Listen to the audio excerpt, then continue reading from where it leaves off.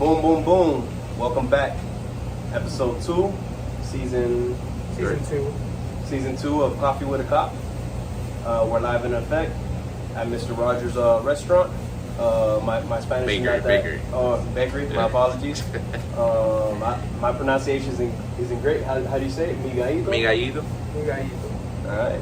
If you haven't made it here yet, You're missing out. listen out. Come by. He has a lot of specialties here. We're probably gonna be picking out. You're gonna see one of them in full and live right now Live within in the effect. next 5 minutes. All right, so you already know who we are. The Cop.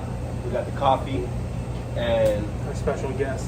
Mr. Coffee number 2. And of course, we're gonna have our coffee first and foremost.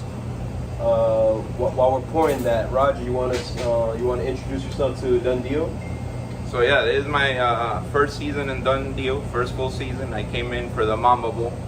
How I got into Done Deal was I was brought in by Andy, the Hernandez, Okay. the so-so quarterback for the Vikings.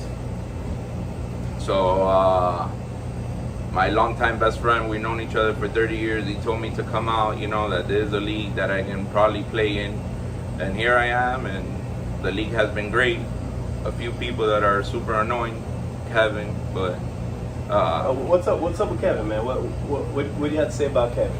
Kevin is like, that cologne that you have to put it on about 11 to 12 times before you get used to it. Okay. Because, it doesn't smell good, or in Kevin's case, how annoying he comes off and all that. But he's a good guy at the end, but he just can come off other ways. Maybe people say the same thing about me. Who knows? But it's just my feelings. Well, let's flip it. Who have you met in Done Deal where you're like, wow, this person has really come off and like impressed me, or really been like, this is a good person? So I I'm feel glad. someone that gets a really bad rap, but that's a great guy is Peaky. Okay. Peaky on the field is a completely different person than the Peaky off the field. Okay, yeah, because you've golfed together, right? You went Yeah, golfing? we've golfed. I've golfed with a few guys from Done Deal. We have our own little golf thing going on. But yeah, this guy, even here at the bakery, just you get him off the white lines of the football field. Even at the park, he can be a good guy just while he's not playing. Yeah. It's two completely different animals. Well, And you know how he likes to blame overthrows on Devin when the guy can't run the right routes. So That's just the nature of football. You always get to blame someone instead of blame yourself.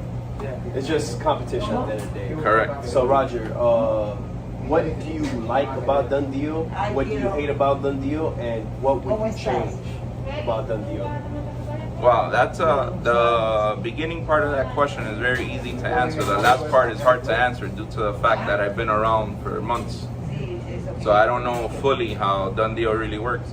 I can tell you one thing, Done Deal is great for marketing and networking and all that. As you can see how many guys have come by the bakery and things like that. And whenever anybody needs anything, you throw it in the chat, and usually within 5 minutes you're being helped out. So this Somebody is knows somebody. yeah. Yeah. So this is like a great fraternity is how I like to look at it. And at the same time, we still think we're athletes and we get to go out there and enjoy ourselves. Yeah. And the competition and us men fuel, testosterone fueled men Yeah. is always going to be there. So this is a great way to go out there and show it off. For sure. Yeah, Done Deal is pretty much like a family. Like, you still hang out with people that aren't even like, that don't even participate anymore. Still hang out, play basketball at somebody's house Correct. once a week. And, like, I've been around for a couple months and I've already developed great friendships. I have a lot more golfing partners now and But people that you get close to. I know you've been here shortly, but what's one thing you see that maybe we could get better at as as an organization. As an organization. Once again, all the ins and outs of everything I don't know. I've been around a few times, but I feel it can be a little bit more clarity with everything, whether it comes from the DDPA, when it comes to rules, on-field rules. Like for example, last week we had a game, the opponent should remain nameless, but the referee who made the calls will not, Kevin, where with false starts, you lose a down. And last week, we got 3 plays where the team on third down false started and they never lost a down. They just lost yards and did the down over. And it wasn't until 2 games later where the same thing happened to us. And we And had you the got hit with commissioner that. come in and he clarified the rule, which I guess is our fault for not stopping the game until we can clarify the rule. But that's just one thing. I mean, Andres did say that everything is in the rules, so maybe it's our fault that we don't go over it enough. But there could just be much more clarity, transparency, and consistency with how everything is applied. I think in regards to that, the head referee should know all the rules. You know, and maybe that's our fault because we have one of the quote-unquote best referees on our team, which is Brett. Yeah, and you couldn't write it by him. Yeah. And he should speak out too. And again, Andres isn't playing this season, so you gotta use that towards your advantage so we can learn the rules better. That way, there's no miscommunication. There's more transparency. Regarding this, I did want to bring up an issue that I saw. The rules regarding injuries and replacements has always been replacing a player comparable or least ranked. For instance, in Joan's instance, Joan is the best player we have in Dundee. So anything to replace him is going to be lower. It's lower than Joan. So everyone arguing that hey, Lulu got in and he's the best. It makes the team better. That's not the point. Yeah. All right. Comparable to John and what John brings to a team, because you're comparing him to John who could play quarterback. And he's an elite defender and Joan is a multi-player. Lulu may be more athletic, quicker than John, but what he brings to a football team is not better than John. Overall, Joan brings the whole package. Agree. And it just so works out that they made the trade with Devin, and then Lulu comes in with Devin, and that happens. Is Joan playing chess? Yes, he always is. What is he not? If not, it wouldn't be Joan. Exactly. So, at the end of the day, if you guys have questions regarding any decisions that we make, come to us directly. Don't put it out on the chat because one thing a lot of people don't stand is drama. People look at Dundee as a safe haven to come in and get away from all the bullshit and stresses of regular life.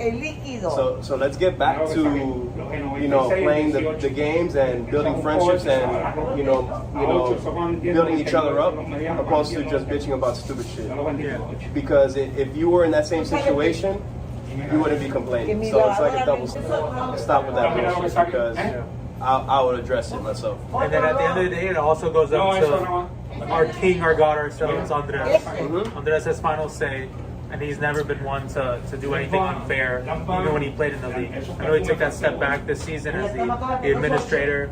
And I know he really wants to be out there playing with us, but he's really doing what he thinks is best for the entire Dundee. That is one thing I've also seen and learned in very little time in Dundee, that Andres is really good at what he does and takes his role in this league very, very seriously. And that's something to applaud. At the end of the day, this is his baby. Dundee is his baby, and he wants to make it grow to the best of its ability. And we've seen, Mendoza and I have seen it grown from just a couple guys playing in the park to, damn, now we're 14 teams deep. 14 teams deep. And now we have permission to be somewhere. Exactly. We were just going to the park and not sneaking trying to get away. Playing and say, "Oh, we just met up here." Now we legit out here. So thank you, Andres. Always Yes. the most appreciation and gratitude to you and John and Andy that have made the league what it is today. Can't forget CP. Don't lift Chris out. CP, my bad, flag god. No disrespect. I don't want to be thrown in the fire. So the next hot seat gonna bring up is gonna be Chris M. Chris M. Top. CP, we love you, man. You're the man, bro. Thank you. And great segment, by the way. You brought one of the thickest men from Dundee in. Yes. David does have a big ass. It's just. It's thick with 3 C's. With 3 C's. 3, yeah, I'll give him 3 C's. But that was a great segment. It was. So now we're going to get back into the roll of things. Medizi, you want to do your power ranking? Yeah, let me just pull up my phone real quick.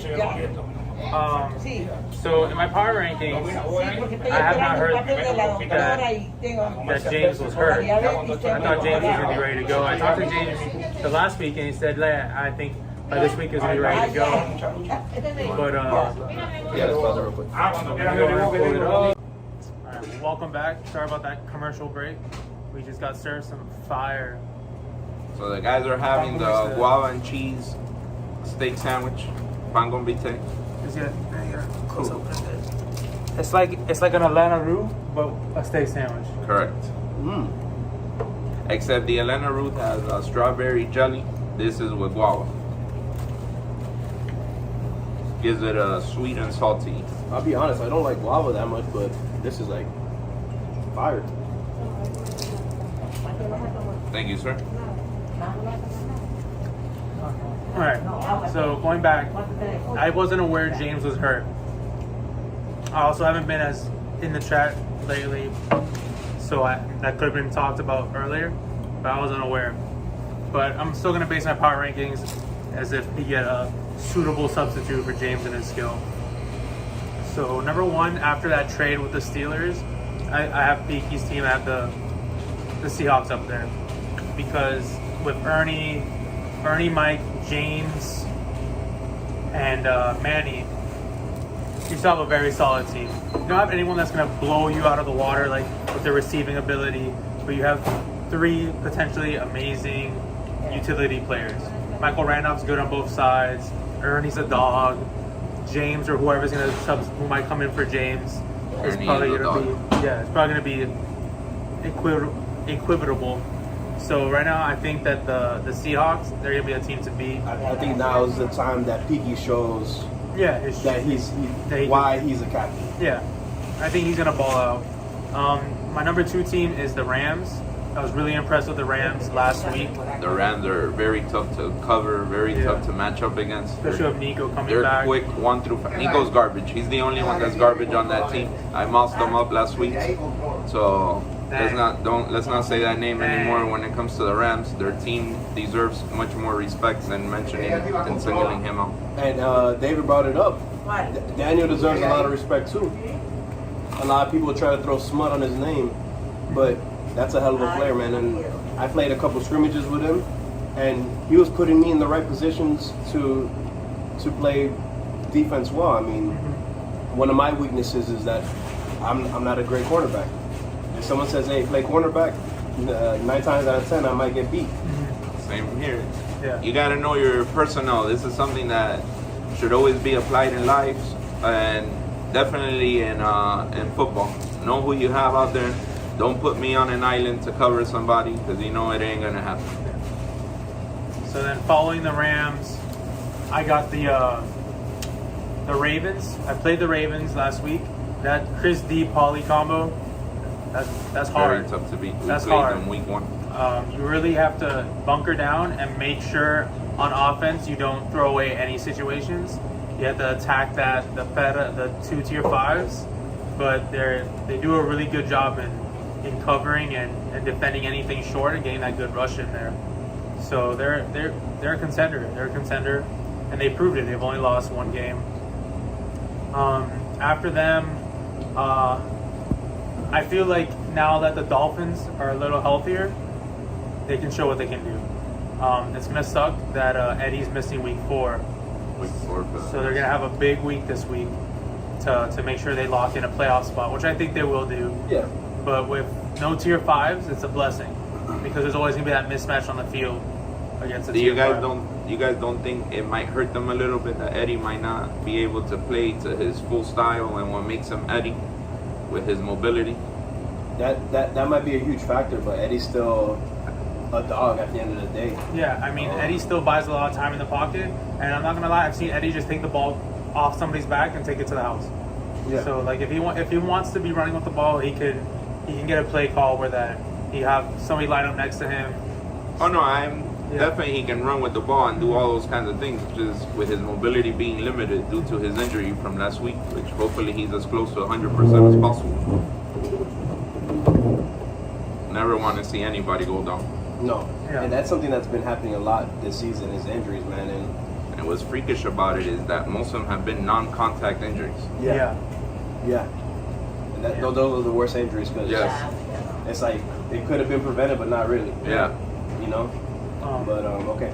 I think Eddie, he may be a little limited this week, but I think they still notch out 2 games and get themselves in a good playoff spot. A good spot to make playoffs with Eddie being out. After the Dolphins, I really like the Cardinals. I think Matt is a great quarterback. That CC Albert tandem, it's going to be hard to defend. It's hard to beat as long as they're making their plays. Because sometimes they'll leave some plays out there on the field where if they would have hit it, they would have changed the whole game around. They would have won some games. After the Cardinals, I have the Vikings. The Vikings teetered off a little bit this past week. Showed some of their true colors. Like John said in his hot seat. Do you mean like by their quarterback play, their average quarterback play? Not anything against Andy. He went out there, won games, but like John said, like it's really hard to win in this league without one of the top caliber quarterbacks. And they made them move. Now they have Dax. They traded Timmy for Dax straight up.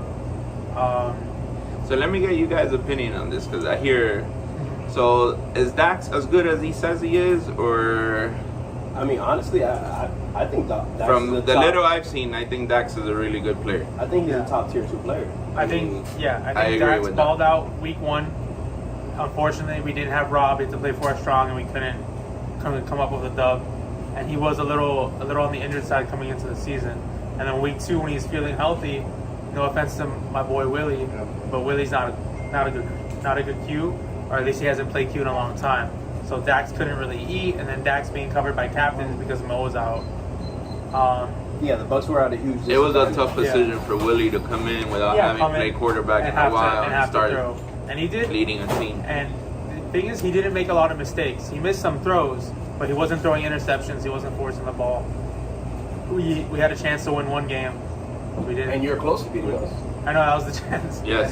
We didn't walk away with it. I reffed you guys' It game. was a close game. Yeah, if it wasn't for someone getting all those sacks, man, I don't know. I don't. Yeah. Who was that again? That Rob. someone I don't is know. the guy on my left over here. But if the Bucks didn't have Mendoza Island, that game would have been Yeah. over real quick. Yeah. Shutting down some players out there. Yeah. But Willie played well. I mean, with time, I think if he practiced, Yeah. I think you have a solid quarterback because he showed, Without any preparation, He showed can IQ. almost get it done correct. he showed that IQ, and not a lot of players have that. yeah. Well, we got some surprise coming. Okay. Hopefully you win some games. Something in the sleeves. Oh, we're gonna win 4 games. Because right now it's. I don't know about 4 because you guys got to play us, and that's not going to happen because Baca already guaranteed to shut Mo down. So I want to see that. We'll see. We'll see what happens in 2 days. we'll see. I like the trash talk. All right, so who's next? So after the Vikings, I have the new look Steelers. I think with Devin, Lulu, what was that? Who they? Yandri as their worst player. That's not bad. And do they have Ant? And then they Ant, picked up yes, Ant Nunez, yes. So that Lulu eating over the top and Ant Nunez eating underneath. It's going to be a solid duo receivers for They'll be Devin to fun to throw watch. to. But we'll see. After the Steelers, I have the Jets. I still think Drew at QB can, if he focuses and gets in there, he can make all the throws he needs to make. And I think we just need to see a little bit more out of you and Ray.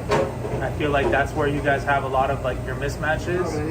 And I know sometimes Drew falls in love with like throwing deep. And we talked about that. I mean, this is just my bias. I think Drew's just getting that team chemistry the first 2 weeks. I think week 3 is gonna be a big week for us. So hopefully we go 4-0. I know we're gonna go 4-0. That's the mentality I have. But The mentality we should all always go in with to walk out of there Exactly. 4-0.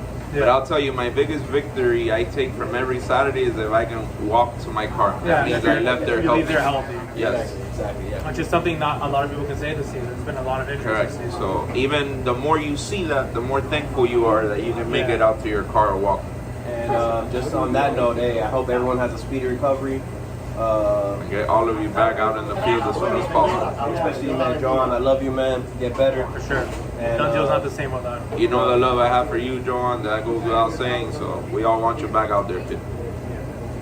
After I have the 49ers, I think they have the 5 wins, which is impressive, but I think that George Angel double is hard. It's hard because I love George. I've been in done deal with George for God knows how long, but George can't cover almost anybody in tier 5. If captains don't make the decision to take advantage of that, because if you're throwing against Jordan and Dusty, it's gonna be rough. You're not gonna get just pick on George and They're Angel. clams, yeah, they're clams. Pick on George and Angel, and pick on them on offense, on defense. Like, I mean, I've seen Angel is decent for his. Angel's a solid tier 5, but he's not gonna be covering tier 4s. Yeah, no. And I'm gonna get some backlash. He's probably gonna tell me I didn't invite him to play COD this past week. But yeah, so I'm not super big on the 49ers, but I think Jordan and Dusty. The 49ers are the classic team that no one ever gives them credit for, and they just keep winning and winning. Yeah. Whichever way they're doing it, at the end of the day, that's what matters is to win. Yeah. And then after them, I have the Bills. I'm a big believer in the Baca Brett tandem. I think Brett's a dog. But now there's some question marks with Bird. Big Bird might be out this season. So there's a lot of things going down in the Bills. I don't know how it's going to shape up to be in the next We'll be couple of fine. days. We got a bunch of dogs. That's all that matters at the end of the day. Yeah. And then after that, the Titans woke up. PD got his first done deal wins. He's no longer called Owen. They need to make up a lot of work. A lot of work has to be made up if they want to battle back for a playoff position. And then I have my team, the Bucks. I have my Bucks over the Falcons just because the Bucks have been through a lot. We got And the that Falcons have Jeremy at We got quarterback, let's be honest. We got that one tie, and Jeremy doesn't have the best safety net in the league, Mendoza, to bail him out every time. But And the Falcons. and then the Falcons, it's just the athleticism's there, but it's just They haven't put it together. can they make the plays? Can they call the right plays? I know Marshall can buy 30 seconds in the pocket and sling it all the way down the field to Kareem, but how often is that gonna work out for them? Yeah, we'll see. Hopefully they turn it around and win some games this. Except against the Bucks. Hopefully they don't get the Bucks. Okay. Yeah, and the Jets because we played them too. Yeah, so Hopefully they go 2-2, man. Yeah. But that's how I have the league shaped up. Right now, anybody can turn it around. The Bucks and the Falcons, if we win 8 straight, I think there's a playoff spot. Who do you think is the most complete team in the league? The most complete team. I would give that vote to the Rams, The Rams. from The having Rams. played them. Every Minus Nico, they're very tough to in cover. every and tier. to match up with. Bro, you have Forrest is Sonic the Hedgehog. That dude, he runs, but he doesn't look like he's running fast. He Forrest reminds should not me, be a he tier reminds me 4. of Bernie. A very fast Fernie, a very in shape Fernie. No offense to Fernie, I love Fernie. And with hands. But Bernie's hands have gotten better over I've seen time. Forrest drop a couple. Yeah, and I've seen, but we'll see. We'll see, man.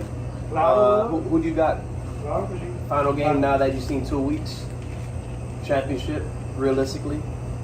We got a good matchup this week with the Rams and the Ravens. It really pains me to say this because David didn't draft me, but I think the way the Rams looked last week, they just looked like they were one. They separated. They were all yeah, working they separated together. themselves from the Yes. other teams. They seemed in sync. Like nobody was arguing with one another. I mean, David's not one to argue or yell at No, anybody. that's one of the things that I don't know David really well at all, especially since he doesn't talk. But one thing I did notice was when we had an issue with referees last week and we were in the game, he kept telling his team, stay back, don't argue, and whatever they come. So that's like a true leader right there, and that you notice from being on the other side of the sideline. So And Roger brought up a great point. A true leader is going to make their players around them better. I've said this before. And if you can do that without yelling, because people shut down at the end of the day, we're human. If you're going to get in someone's ass and blame them for everything, they're going to shut down. And they're just going to shut down on the field. But David has this way of putting his players in better positions to play better. His tier 4s and 5s don't look like tier 4s and 5s. For sure. And that is a championship caliber. And that's what David does. Look at Fernie last year. Fernie balled. Fernie ate with David. David knows how to use his players. He's probably one of the smartest everybody people in the league. responds different to criticism or to complaints. I can tell you this from a management perspective here, where I have to lead the employees, and you kill them with kindness. Yeah. You tell them what you have to tell them in a bad way, but with kindness, and they respond to that. As to a yelling, or not saying everyone responds the same. I kind of like that little bit of aggression to get me going. I respond better to that, but not everyone responds the same. Like You gotta know comes your back to personnel. know your personnel, correct? Yeah. So yeah, I think the Rams right now, we'll see the new look Seahawks, we'll see the new look Steelers. We'll see if the Ravens can keep competing at a high level. But right now, I think the Rams are the team to beat moving forward. But yeah, so Roger, outside of David, because you've already praised him a bit, if there's a captain you could have played for that wasn't Baca or David, who would it be? I would love to play for Joan. And from getting to know him a little bit now, it looks like Matt. I would have liked to have played for Matt. Matt has his team under control, the captain of the Vikings. Oh, Matt. Pat. I'm sorry, Pat. Matt, sorry, Pat, yes. I like from the outside, how he leads his team, and just hearing from Andy how he leads his team and stuff like that. So that's another interesting player, man. I have a couple of captains I would love to play for, and Pat's up there. And Pat is one of these guys that's great. He's really good. And looking at him, you would never think he's as good as he is. And I've said that to Andy. I'm like, it's crazy how good he is, and he doesn't look like he would be that good. Oh, he's in that scrimmage I played with him.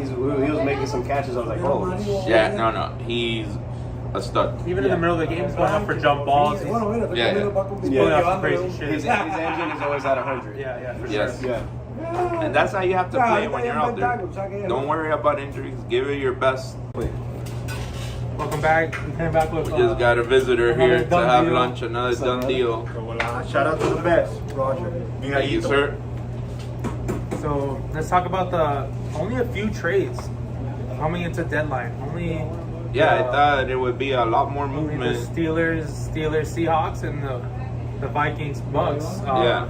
Who got traded there in that Vikings The box? Viking Bucks, it was just straight up Dax for Timmy. That was a move. A lot of people say that wasn't a fair trade, and why would someone do that? But in my honest opinion, they're both similar players. Dax Aren't they little tier 2s? Yeah, they're both a little tall. They're both high tier 2s. Yeah. And at the end of the day, you want the player that you believe is going to fit your system. Your system, Yeah. that's Better. correct. And I think that's all it was. I think Timmy and his ability to cause some misdirection and stuff is something the Bucks need without a solid quarterback. And then Dax. He's a great rusher. Dax has the big play possibility, which is something that the Vikings may be looking more for. Yeah. So I mean, I'm an honest opinion that where if two captains agree to a trade, Yes, I'm a big as believer long in as that there's too. not like some You're not trading a tier 5 backhand- for a tier not 1. some backhand motives or something like that, I believe like It should be it should be approved. okay. And Yeah. I was okay with that trade. Or injuries. Or injuries as well, yeah. And then so I don't know if there's really a winner or loser in that trade. At least that you could tell off. Yeah, I rip. think that's a trade that will benefit both teams and fill each team's needs as they come and as they need. So, from your guys' perspective, what teams need to make a trade before tomorrow? Or tomorrow being the deadline? To be honest, I can't really give you a fair answer on that because I have not seen every team play. I can see every team's record, but that doesn't tell me how they played together, or any of that. I mean, for me, the Falcons, you have such a big bargaining chip in Marsh, and I know And Kareem. Kareem. I know You could trade. You could you trade. can trade a captain, but I mean, they're boys, so they're not going to trade each other. They're going to write it out. But if they could have moved one of them and maybe tagged on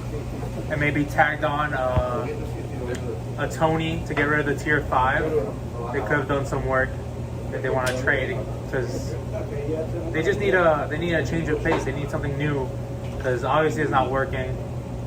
The Bucks trade every week, so they're. Are you trying figure to it say out. that your captain doesn't know what he's doing? No, I'm trying to say that Mo and the Bucks, we're gonna go 4-0 this week. They're trying to 3-1 figure because it you out. play the Bills, so you'll go 3-1 So this week. definitely at least one win this week against the Bills. Yeah, we'll see. I get to do it. But just maybe the Titans. The Titans, they came back. They won 2 games. They got Bender. Remember, they didn't have They didn't have Bender in week 1, but so they got Bender for the low. and Bender's a baller. Very And Bender was doing really well rushing too. So maybe some teams see some high So maybe value they're a in lot Bender. closer to the 2-2 than they are to the 0-4 from week 1. Yeah. No, definitely. So Not having Bender there is a big disadvantage. for sure. Yes. And I don't know. We'll see how the Steelers do with their trade. I think the Rams are set. The Cardinals, I think maybe they could have made a move, but I think that they're going to keep their team intact. So It looks like it.